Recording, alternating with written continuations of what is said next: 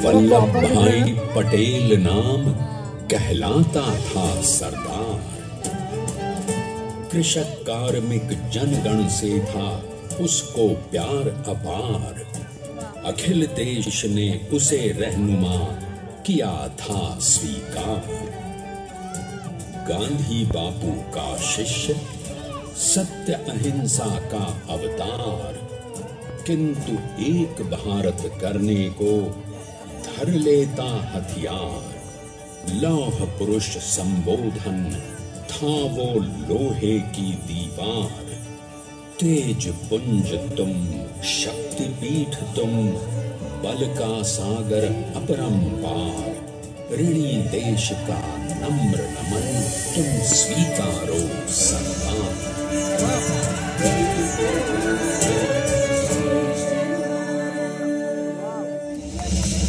1857 में अंग्रेजों को ललकारने वाले पहले स्वतंत्रता संग्राम के एक सक्रिय सिपाही थे झवेर भाई पटेल।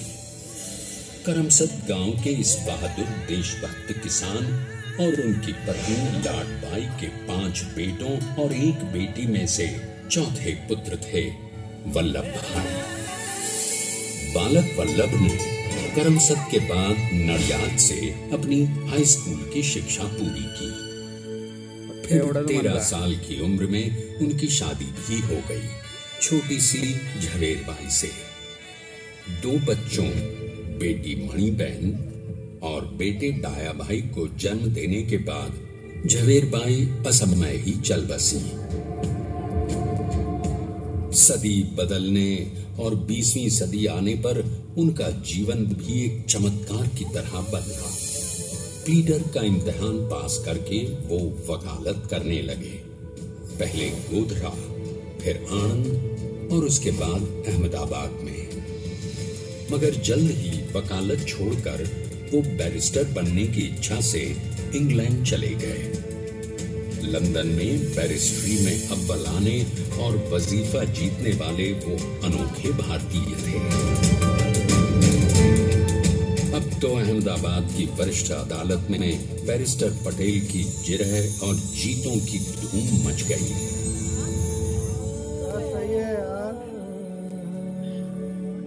तभी एक युग पुरुष ने वल्लभ भाई के जीवन की धारा ही बदल दी।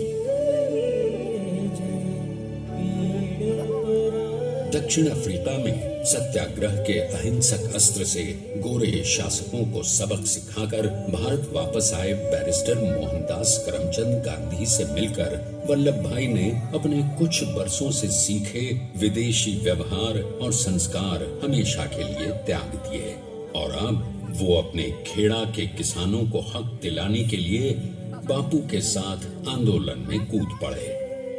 अब उनके पैरों में जूते नहीं, गांवों की धूल थी। हृदय में भारत भूमि की शस्य श्यामला धरती। मन में थे गांधी और मस्तिष्क में एक नए स्वतंत्र भारत का सपना।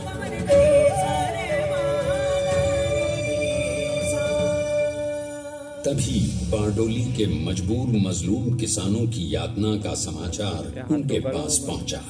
तुरंत वल्लभ भाई वहां पहुंचे और यूं शुरू हुआ भारत का सबसे बड़ा और सफल किसान आंदोलन बारडोली। वल्लभ भाई ने बारडोली के 87,000 किसानों को ऐसा अटल अडिग अचल मनोबल दिया कि अंग्रेजी सरकार हिल गई और 1 बरस के बाद उनका लगान माफ कर दिया गया। अब तो पूरे देश में लोग वल्लभ भाई के नाम की कस्में खाने लगे। स्वयं महात्मा गांधी ने कहा, अब वल्लभ भाई मेरे शिष्य या साथी नहीं, सारे देश के सरदार हैं और देश को मिल गया एक अनोखा असरदार सरदार।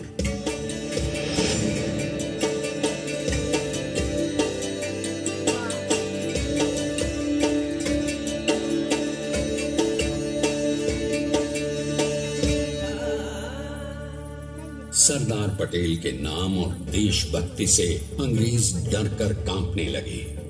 1930 के नमक सत्याग्रह और दांडी कूच में वो बापू से भी पहले गिरफ्तार किए गए। तो सन 1932 में फिर उन्हें बापू के साथ ही जेल में 2 सालों के लिए डाल दिया गया। मगर आजादी के दीवानों को, स्वतंत्रता के परवानों को कौन गिरफ्तार कर पाया है? जेल से छूटते ही सरदार को कांग्रेस के नए राष्ट्राध्यक्ष पद पर चुना गया और उनकी सरपरस्ती में राष्ट्रवादी भारतीयों ने तमाम ब्रिटिश सूबों में जीत हासिल कर वहां अपनी स्थानिक सरकारें बनाई। किंतु सरदार का सपना केवल सरकार बनाना नहीं था।